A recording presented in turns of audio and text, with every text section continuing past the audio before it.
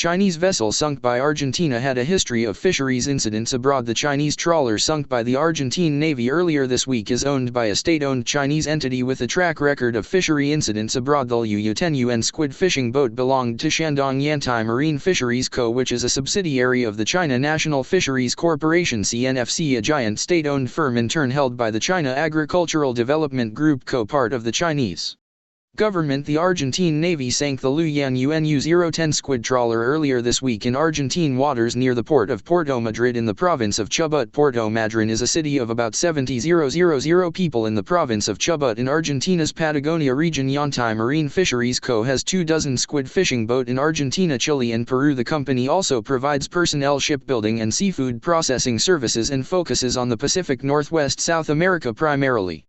Argentina and Peru and the Indian Ocean. According to its website, Yantai Marine Fisheries Co. Limited, with nearly 1,700 employees, is one of a myriad of CNFC subsidiary companies operating vessels and processing plants globally. Indeed, officials from the two firms have participated in annual meetings between Argentine and Chinese fisheries ministries. In November 2004, Peru detained 9 Chinese fishing boats, including 5 belonging to Yantai Marine Fisheries Co. and 2 belonging directly to CNFCA.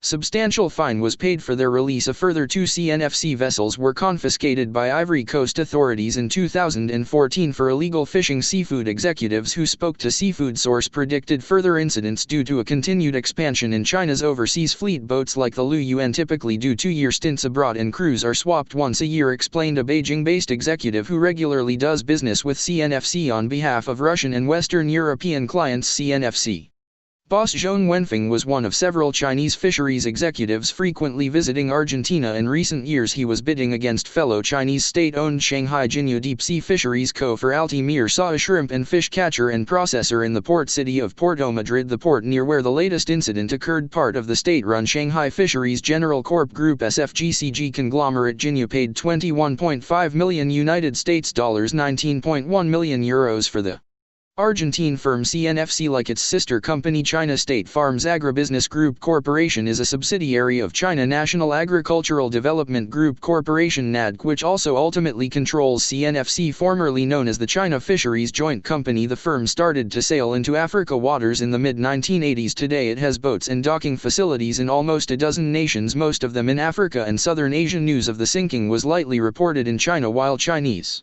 officials have expressed indignation about the sinking. Certainly, the Chinese Foreign Ministry spokesman at a regular briefing in Beijing made no effort to accept potential Chinese guilt in the affair. Elsewhere, there has been a surprising degree of good-humored acceptance that China's fishing vessels have a record of unorthodox behavior. On the popular social media platform Wixen, a user posting a brief summary of the incident from Mandarin language Kaikan magazine joked that even in Somalia waters, Chinese trawlers aren't bothered by the pirates notorious present there. The pirates don't bother them, they treat them like brother pirates. The commenter wrote, Argentina has much at stake in the current incident. Chinese fisheries officials meet annually with Argentina's higher UPS to discuss aquaculture and fisheries technology. The two sides have also run joint fisheries technician training courses. However, Argentina's new government may choose to take a different approach to its left-leaning predecessor, which was keen to build a close trading partnership with China, a key purchaser of Argentina's agricultural commodities. That trade has benefited CNFC easily. China's longest operating fishery company and most recognizable fisheries brand. It focuses on catching species such as tuna, finfish, mollusks and crustaceans, but the company also processes cod, squid, shrimp and tuna, and it has established a significant operation importing high-end seafood including Argentine red shrimp.